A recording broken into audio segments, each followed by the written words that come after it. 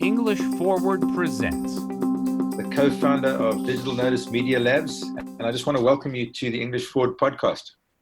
Thank you so much, Mitch. And it's lovely being here with you. You've given me that opportunity to share my views about a lot of things on this, in this meet. That's excellent.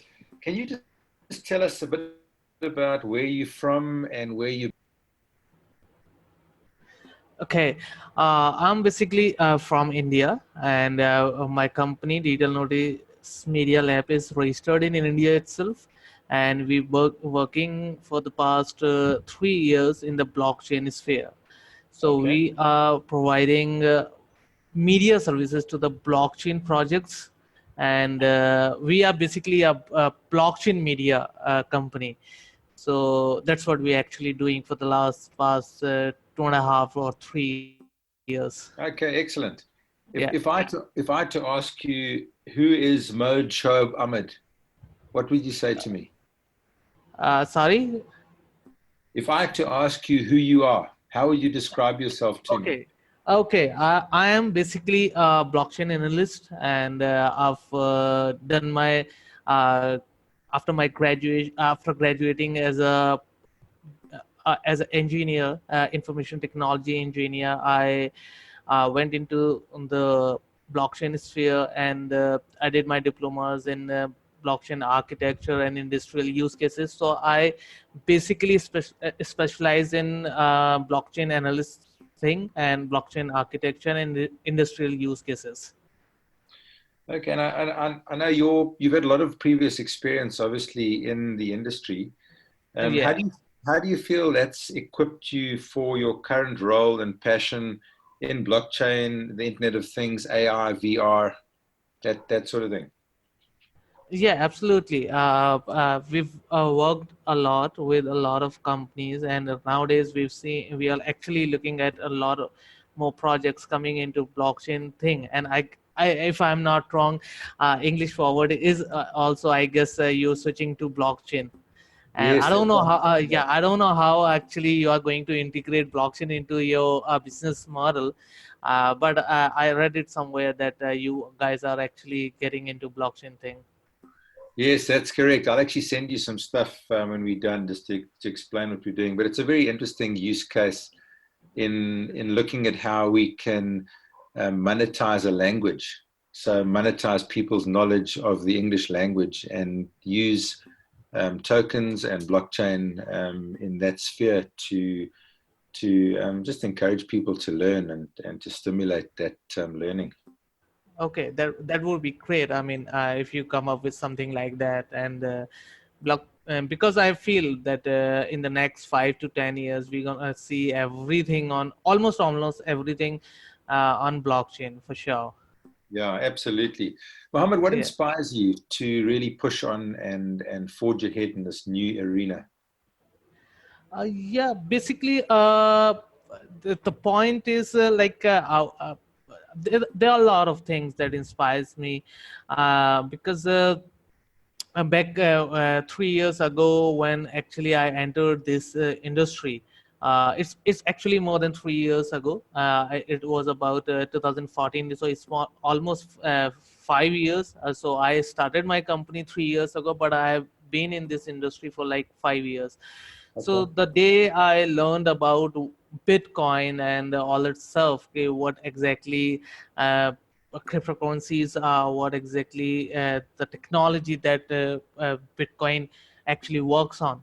So I was always a kind of a person that wants to learn more and more. And even during my college, even after that, when I was working as a web developer, and I was learning new technologies every single day. I was punching a lot of codes.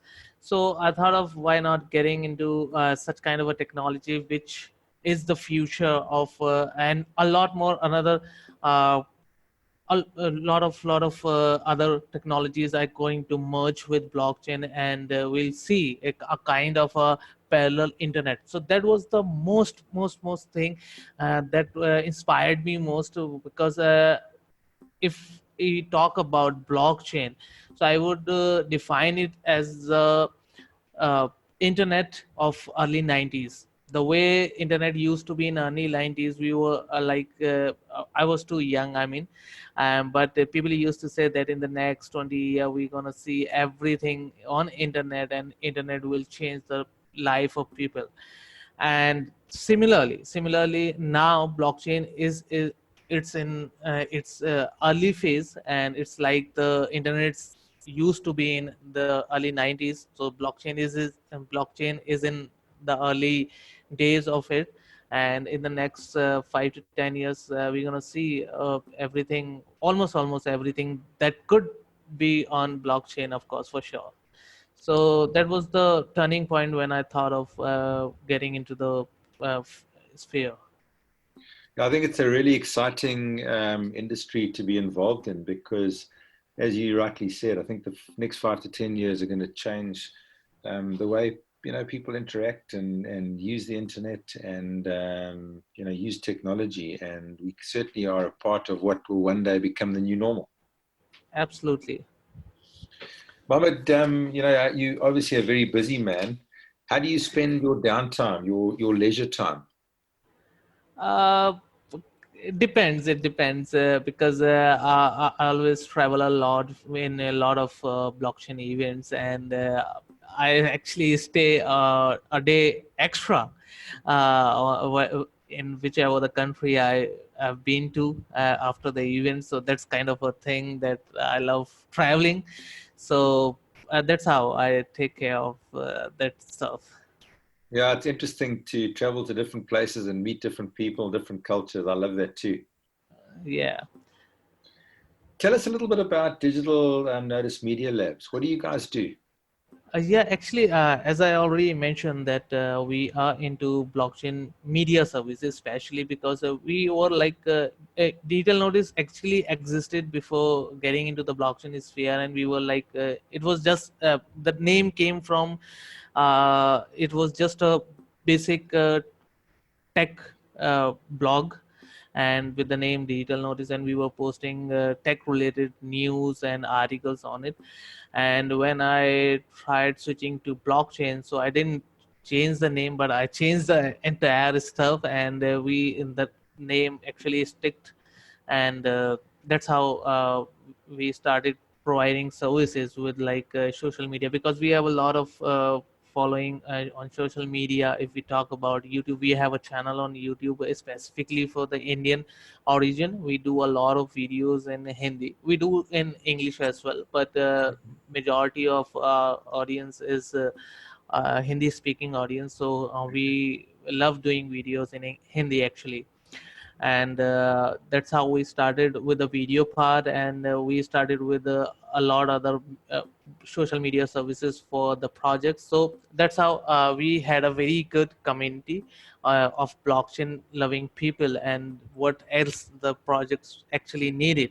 So they tried, actually started approaching us to get close to the community, and that's how we started working as a media partner, or you could say that we started promoting their stuff and doing a lot of things.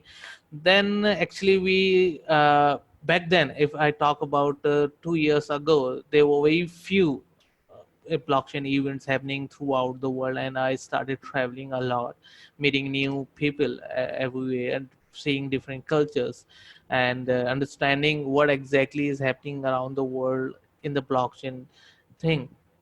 So that's how we went more and more into the events thing, and now we actually are working with a lot of event hosting companies, those who are actually dealing in the blockchain sphere.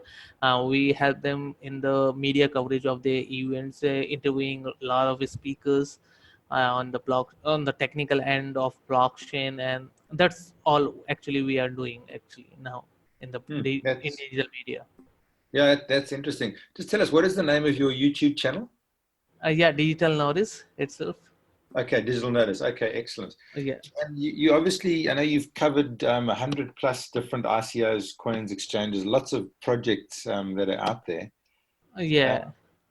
And you say that's a big part of what you do now is traveling to the different events and covering the news related around those events. Yeah. Okay, that's excellent. What are the most interesting projects that you're covering at the moment? Okay, at the moment, I actually worked with MetaHash. That's one of the good project at Yeah, I felt, and there is a coin called Tree Coin. yeah, That's a German-based project, and I'm one of very fond of that kind of that project because that's a STO-based project, and there's a lot more, and there is an app. I did a video recently on it that was Blockium, where you can actually participate in the tournaments, and there are various tournaments related to crypto tournaments or stock market tournaments or forex markets, so you can participate for free, and they are coming up with their own IEO, and of course after that then they will be having a token for themselves, and when you participate in those kind of tournaments, whatever you win, that will be converted to of course their native token, which can be withdrawn or traded on any of the exchanges later on. So that's kind of a very nice app that helps you learn trading as well. So that that sounds really interesting. yeah, yeah. So they are very interesting projects. Trust Union is another project which I feel if they could execute well, they're good friends of mine, and I've been working with them since quite long. And I met those guys in a event in Singapore last year, and I found the project really interesting. I guess they won the best pitch for the project as well in that particular event. And the project was that when we are trading online or on if I'm talking about trading, that means if we are trading anyhow, if you are a buyer or a seller on any kind of a e-commerce platform. So if you want to trust some kind of a seller, say suppose for example you have a seller on Amazon, Yeah, and that Amazon, there are basically different kinds of rating on Amazon. If that seller goes to eBay, and he'll have to start the trust thing from right from zero. So that's right.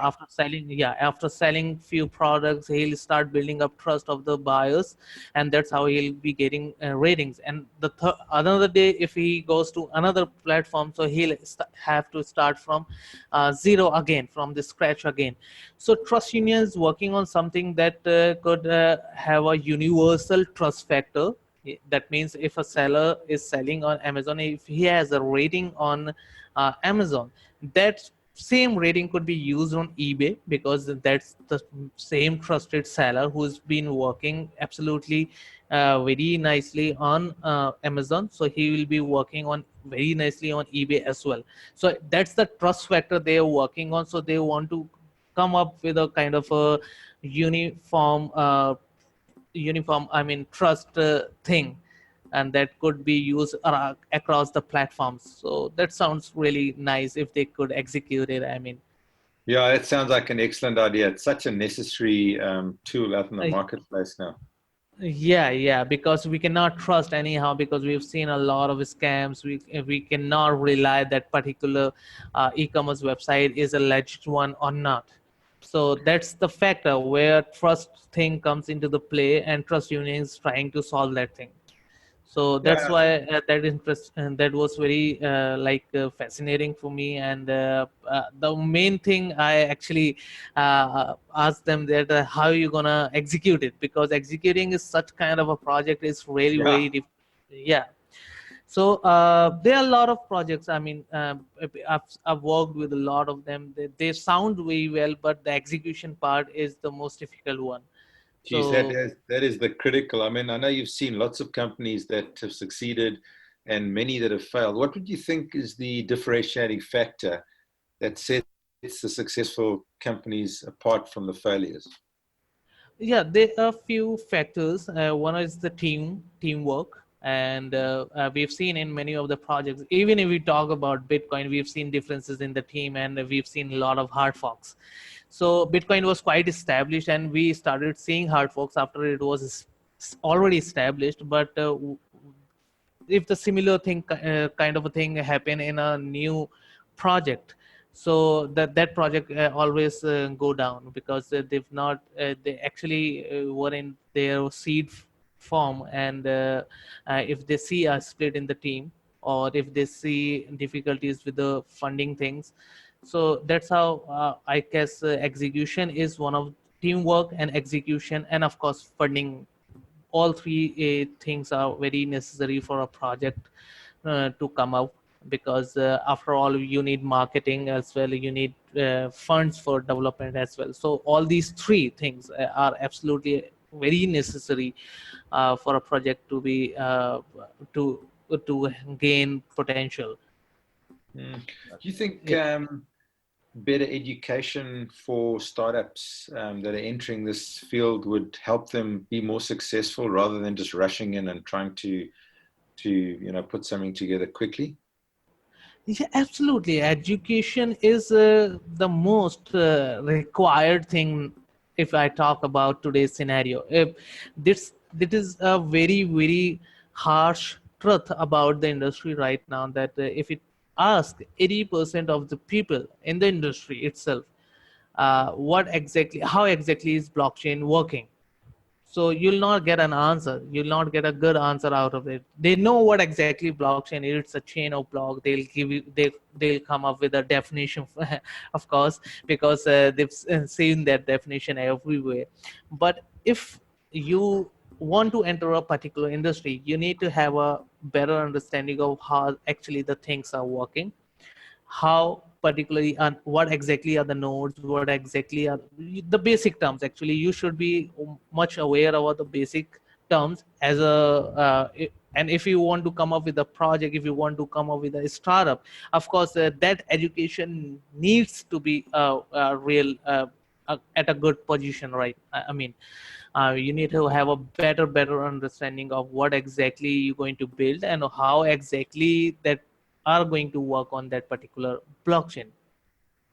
Are there any resources that you could point people to that would help them with that education? Yeah, there are a lot. There are a lot. I mean, and you can find a lot of resources on Medium, and you have nowadays you can find a lot of articles on various websites that are very really helpful. Hackanoon is one of them, and Blockonomy is another one that I feel is quite good. They write good articles. Apart from that, you can find a lot of free courses nowadays, and there are a few paid ones as well. And Block Geek is doing really good. And apart from that, Udemy is also have a lot of blockchain related courses. And of course, YouTube is also one of them. And if you can find a good channel on YouTube where you can find what exactly they're talking, because you'll find a lot of shit stuff as well on Yeah. YouTube.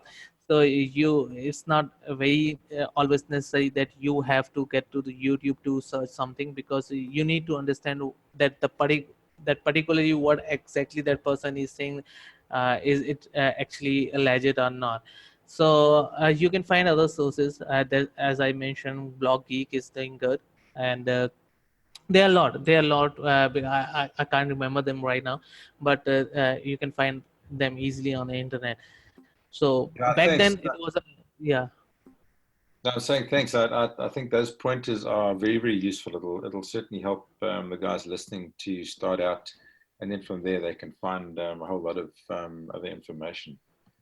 Yeah.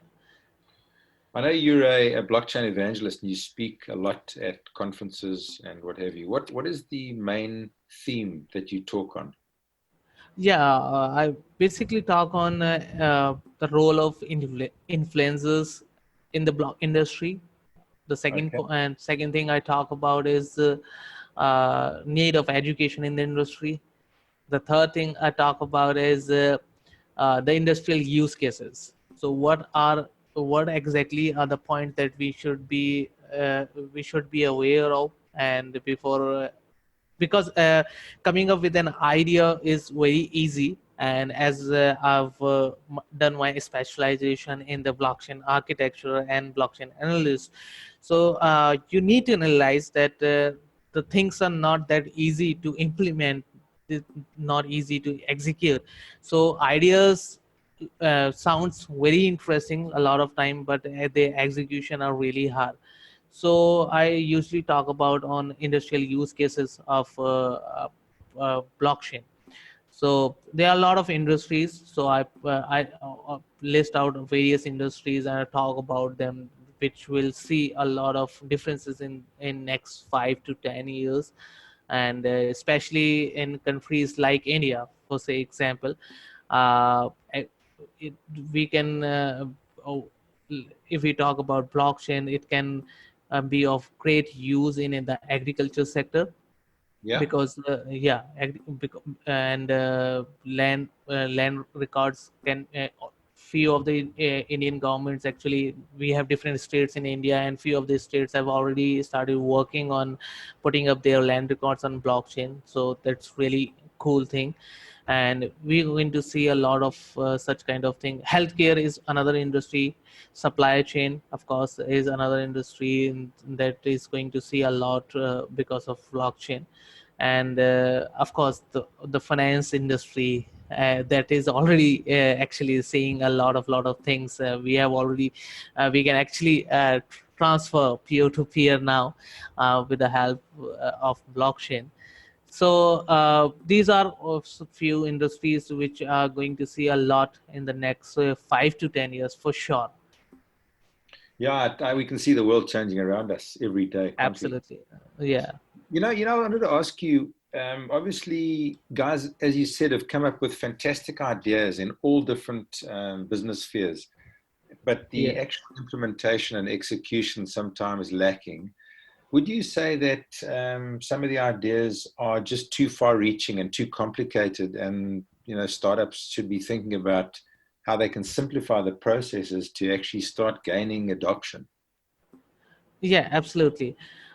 Because one thing because it was, if we talk about any of these startups, so whether it's in the traditional way or it's in the blockchain industry, we need to understand a simple thing that if we come up with a problem and the audience is actually facing, if there is a crisis in some kind of a market, and if we can solve that particular section of that problem in that particular section of the market, so we need to analyze what exactly people need.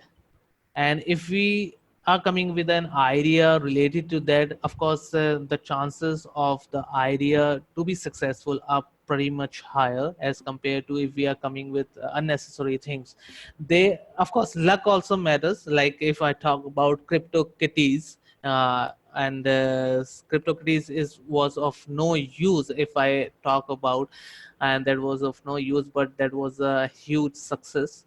Yeah, And apart right. yeah, it was a huge success, but I don't feel any use of it in the real life.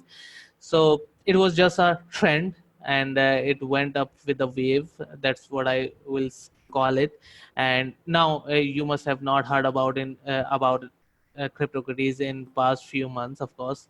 But back then it was very popular. But end of the day, you need to have a kind of a project that is actually solving some kind of a problem for the people.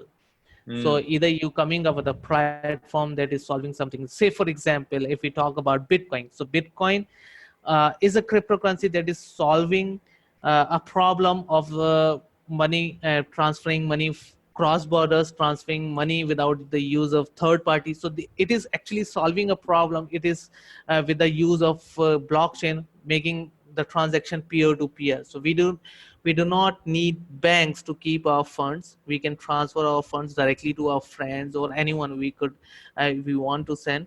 We can send the funds easily cross borders. So that's what Bitcoin is doing. So that is one of the major thing that actually Bitcoin is solving.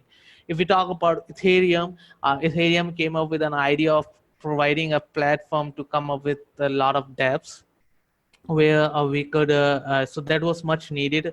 So Ethereum introduced smart contracts. So and smart contracts are helping a lot of businesses right now, because Bitcoin can take care of microfinance as well, and this could be done with the help of smart contracts automatically.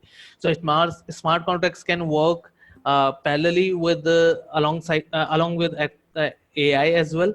So we could see a lot of combination of AI working with the blockchain and solving such kind of microfinance related problems, which were very difficult doing manually, and this could be now done easily using such technologies. So Robert, this, sorry, yeah, can I they, just ask you a question there? Could yeah, you give us an example of the connection between blockchain and AI and how it can solve some of those problems? yeah, absolutely. I say, for example, like if you talk about any of the dApp, say blockchain, you can build a project on the top of blockchain, of course, for sure, and you can use AI to verify a little bit. Say, for example, like if you're using a email, and normally your Gmail is actually using AI to find out what kind of emails actually you're receiving. If that particular AI finds out that a particular email is looks like a spam, they send it to the spam folder automatically. So it's a Yeah. very basic example of AI, machine learning, being used in native applications. So similar kind of we are going to see similar kind of applications on the top of blockchain. It's like when we are actually say, for example, we are trading online, and this could be actually, the transaction could be verified using AI. Actually AI could verify that the particular user is a legit user or not, or the whether a particular transaction is legit or not. So right now the things are being done on the chain, and we've seen a lot of application using off-chain applications. So AI is already being used in a lot of projects which are working on the offline thing. So we can see a lot more example related to it, and we're gonna see this combination a lot more in the future. Yeah, and I think you're right. You know, I was thinking what you were saying about education, and Yeah. I wanted to ask you, do you think it would be really useful for teaching institutions, universities, etc., to have some sort of a basic blockchain fintech education? Because obviously, the more people that adopt this and the more wide-reaching and far-reaching it gets, the quicker we get to actually making things better for most people. Yeah, absolutely. Because that's what I've mentioned in the early conversation. Because that education is one of the most needed things right now in the industry. Because as I mentioned earlier, that the harsh truth about the industry is that 80% of the people understand what exactly blockchain is, but they do not understand how exactly it works. So if you are coming up with different things, whether you from a fintech department, whether you from a core technical department, core developing thing, you need to have a better understanding of what exactly blockchain is and how exactly it is working, what exactly are the nodes. And as a consumer as well, you need to understand how exactly Bitcoin works. Because if we talk about in today's world, say I must say that only it's not even a 1%. I cannot point out it, even 1% of people are actually aware about what exactly blockchain is. So Yeah. we need to come up with such kind of courses in the universities and colleges that could actually introduce blockchain to the people, and they tell them exactly that this is going to be the technology of future, and you need to come up with something. You need to find, if you are going to a legal services as well. So blockchain industry needs legal services. Blockchain industry have a different kind of taxation services. Blockchain industry have a lot of differences that actually used to be in the traditional thing. So if you want to be a lawyer, how you could be a lawyer in the blockchain industry. If you want to be a writer, how you can write a white paper in the blockchain industry. And if you want to be a developer, how you can actually develop blockchain. So the basic thing is that you need to understand blockchain, what exactly it is. That is how you will come up with all these options later on. So education is actually much needed in this sphere right now, because it's a very early stage of the technology. Yeah. And we have a lot to see in the next near future. And that's why I feel that education is much required in today's world. I wanted to ask you a question, which is maybe a step in between, people fully adopting the technology and where we are now. And it sort of comes back to your previous experience as a UX UI designer. Yeah. Is there a possibility that a very simple interface, like a software, can be created between the users and blockchain, so that as people are using it, they're getting educated practically about how it works? So they're using it every single day. So it's not something that you have to necessarily educate the mass population about blockchain before it gets adopted, but it gets adopted while people are using it, because there's an interface that allows them to understand it in an easier fashion. Do you think that's a possibility? It's a possible, actually it's being already done. Okay. If you must be aware of Steemit. Yes, that's right. It's a platform that is very popular, and a lot of people are writing on Steemit. A lot of people are reading on Steemit, and people have been using Steemit for last few years. I mean, it's been really popular. And if you are not aware that Steam is actually working on blockchain. Yes, I am And aware of it.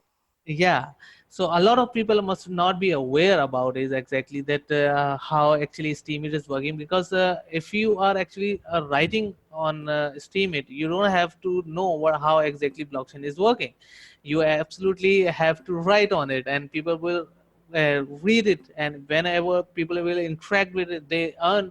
And if you write on it, you earn. If the readers interact with that, if they like it, they share it, and whatever they do, I mean, and they earn something in return of reading that particular thing. So all that is being done on the top of blockchain, and that's how blockchain is already being penetrated in a lot of such projects, that people are actually not aware that they are actually already using interface that is working on blockchain. So Mm. there are even other projects, but Steemit is a very popular one. So I gave you the example of Steemit, but you can find a lot of dApps. There are a lot of different games available in the Play Store right now, which actually you must not be aware of that they are actually working on blockchain.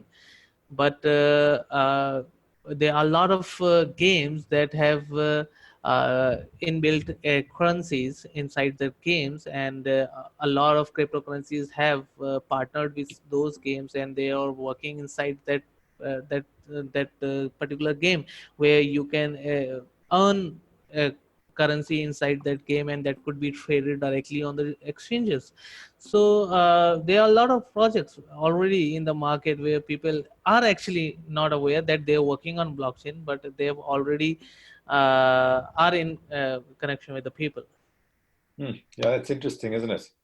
Yeah, Mohammed, with the obviously two distinct camps, like the centralized thinking and then the decentralized thinking on the other end of the scale. yeah, We obviously to move to a completely decentralized environment is going to take some time. Do you believe absolutely. that a middle ground can be found, needs to be found? I know in a lot of industries it's getting closer to being found, to actually help us get to a more decentralized world. Yeah, absolutely. That could be. But before getting to the centralized and decentralized kind of thing, uh, there is a debate going on in the private and public blockchain. Yeah. So there is a lot of confusion regarding private and public blockchain, because the perception of the people is that if a blockchain is a public blockchain, it is going to be very good. It's good. And if a blockchain is a private blockchain, it's not good. But the things are not exactly same. So you need to have, that's why actually, like I would point out that we need to be more educated about it, that why exactly we need a private blockchain and why do we need a public blockchain.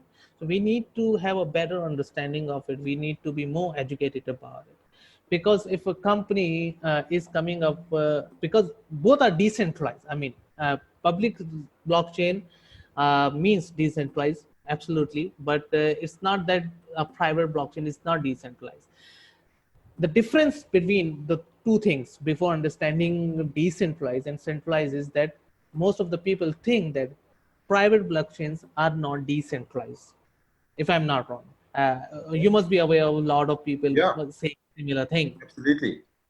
Yeah, but decentralization is a different term. And if we talk about blockchain stuff itself, blockchain is basically a distributed ledger technology. Yeah. It means distributed ledger. In the technology, we have distributed ledgers. So whether it is a private blockchain or whether it is a public blockchain, both are going to have distributed ledger in them. Quite right. So that is why they are blockchain.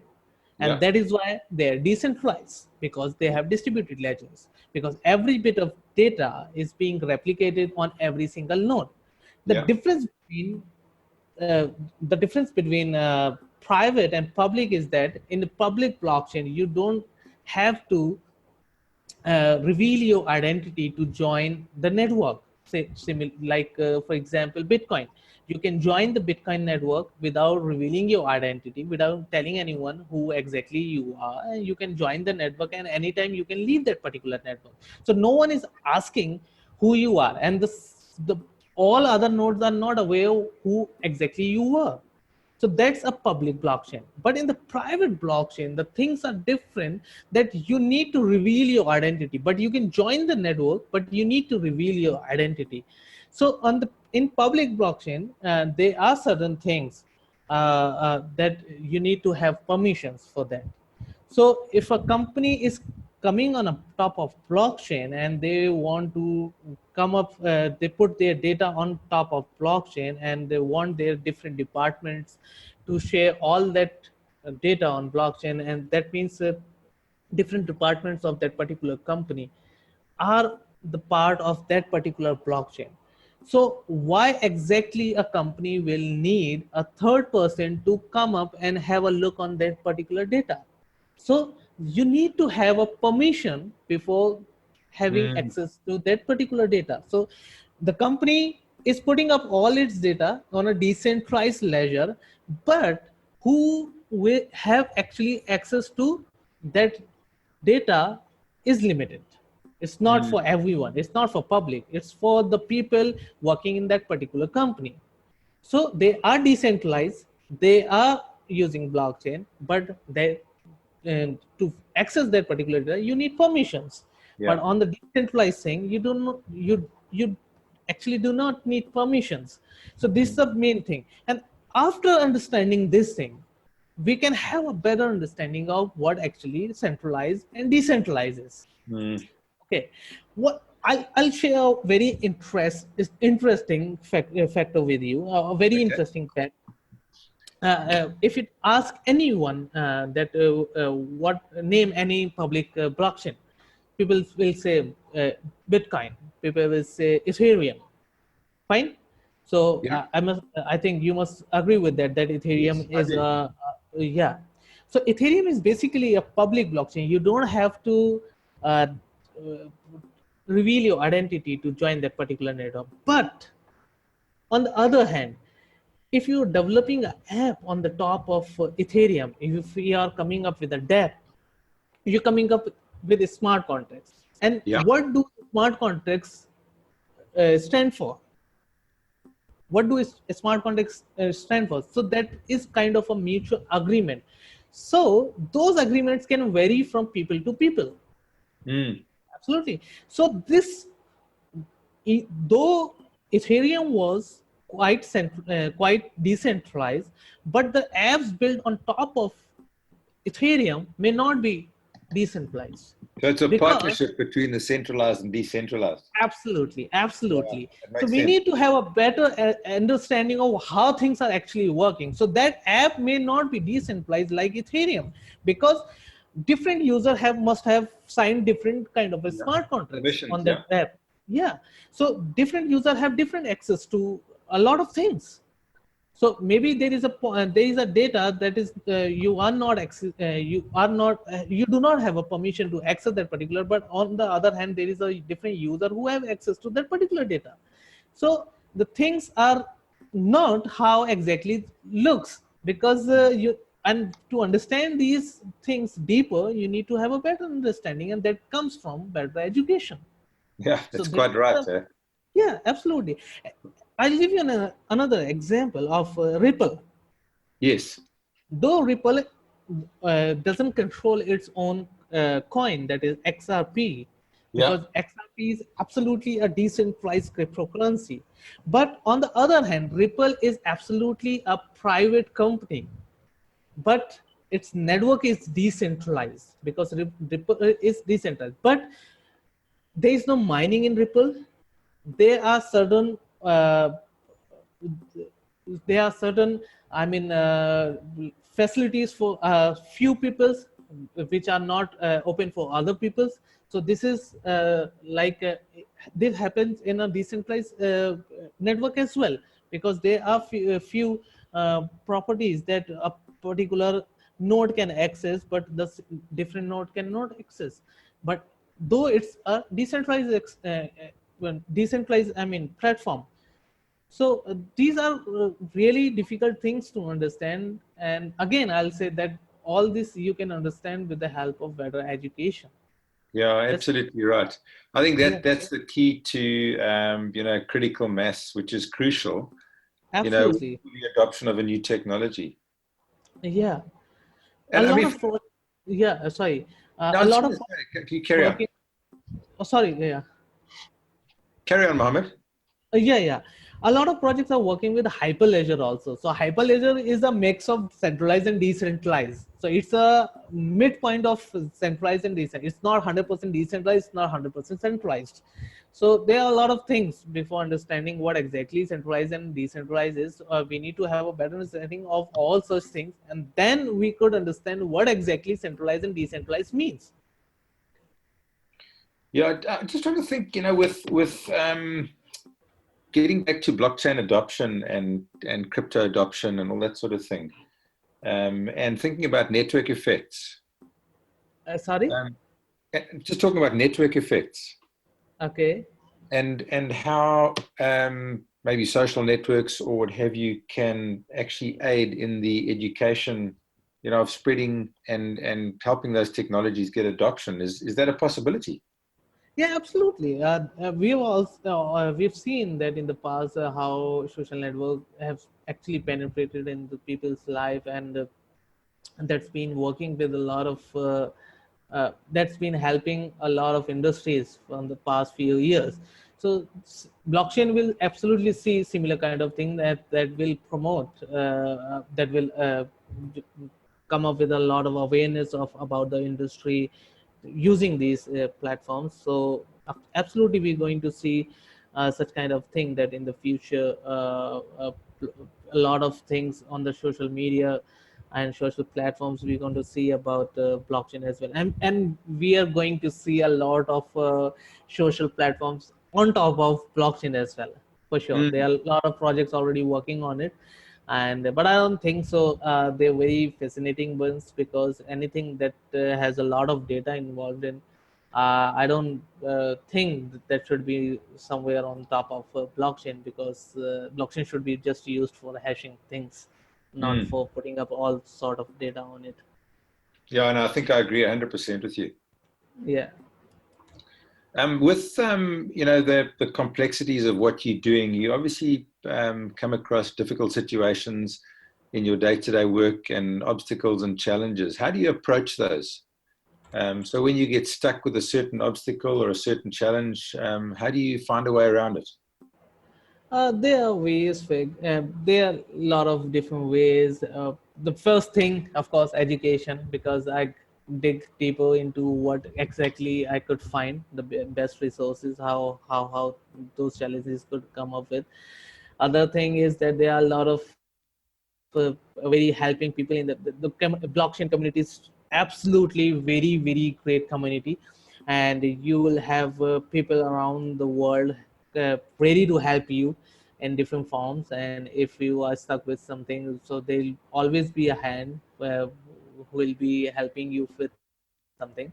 And this is how you inspire with those people, you learn a lot from those people, and that's how the things come up, and that's how the challenges are faced. Yeah, I can just sense you've got incredible energy and vision. You've got lots of focus. You put a lot of effort into, this whole industry, day to day, breaking old rules to finding new boundaries. And Absolutely. that takes a lot. It takes a high level of motivation and energy. How do you maintain that? It's nothing like that. It's just you need to have a good routine, and there's a schedule that you should be motivated, what you should have a actual target where you need to go, because as we know that we are in a very early phase of this technology. If we talk about this particular technology, we are in Yeah. the very early phase, and we should be ready to see a lot more in the industry, and we should be ready to do a lot more and to contribute a lot more to the community, and to come up with such kind of project that could solve a lot of problems, as already a lot of projects are solving already around the world. And there are a lot of things. I came across a project on the top of blockchain that's working with a charity thing, so I loved it actually. And Mm, that yeah, sounds amazing. yeah, because we can actually track each and every single transaction that is being donated and that is being used in various sections. So that's very transparent, and What that's is the name of that project, Mohammed? I'm not sure about social trade. I'll let you know about it, Yeah, but thanks. That'll be nice. yeah, of course. So there It's also something I'm really interested in. Yeah, so there are a lot of such projects that are actually uh, are there and that are possible because of blockchain. So you need to have a good motivation. That's what I see, Yeah. and that's the key factor, that you just have to stick. You don't have to think of the failures. You fail again and again. That's the very that's the truth of life, that you fall and fall again and again, and you should be ready to face another challenges the next day, and that's how you'll achieve things. So that's how the things are going with me right now. Yeah, I can hear you've got a lot of passion, and that's what drives it. Yeah. Do you have any daily rituals or habits that you feel are integral to your success? I mean, some guys meditate, other guys, have different ways of approaching their day. Some guys do sport. Is there anything that Uh, for you? yeah, I'm quite a fitness freak, and uh, I wake up early in the morning. That's the main part of my routine. So I Yeah. wake up at 4:30 a.m.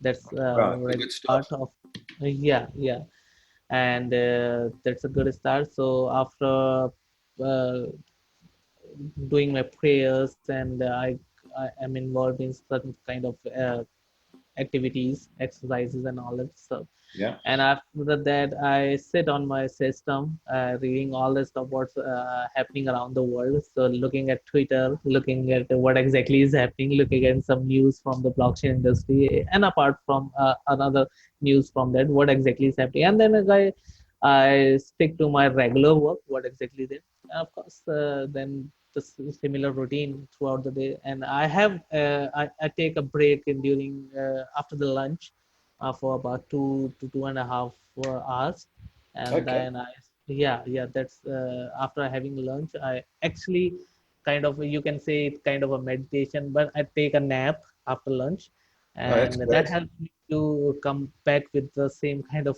energy, and Yeah. because the days here, it's if it the climate here in India, it's really changing, and these days are really drowsy. You feel so sleepy in the Yeah. after the lunch, especially. So I take a nap so that that should not actually affect my productivity. And after that, I again sit on my system and start doing Yeah. and finish up. I finish up early actually. I do not work after 5. Wow. So That's yeah. that's that's great. So you're obviously very, very productive. Yeah, absolutely. That's a routine to be actually productive. So I actually practiced it again and again. And waking up early in the morning was one of the most difficult thing. But yeah, I'm doing it from last like more than 4 5 years now. Hmm. So I'm habitual of it. So I have no problem waking up early. But yeah, schedule get a bit off the track during the travels, because I had to travel a lot, so I have to spend a lot of nights on the airports as well. So there, the routine we have to compromise with the routine there. But yeah, things are still going good, and everything is going cool. Yeah, that's wonderful. I must say I've made some notes here today, and I've certainly learned some stuff from you, Mohammed. It's been lovely talking to you, Thank and you just so want to much. thank you Yeah. so much for your time. Thank you so much for having me here and letting me share my experience with your listeners. And thank you so much, Mitch. Yeah, thank you, and I look forward to meeting you at a conference somewhere, possibly when I come back Absolutely. to India. So Yeah, so that'll be great. I'm traveling to Singapore next week, so maybe if Okay. you maybe in November, there's a great conference coming. Block Show is one of the biggest one in the blockchain sphere nowadays. So Block Show happens every year uh, in Singapore, at least Yeah, in the, that's so if you yeah. could pick, I'm sure we'll bump into each other somewhere. absolutely, man. We'll love to actually. But thanks so much, and enjoy the rest of your evening. Okay, thank you. Great. Cheers, Mohammed. Bye. Okay, bye. You were listening to an English Forward production, the web's largest Learn English community and Q&A site. Everything you need to understand and improve your English. Visit EnglishForward.com.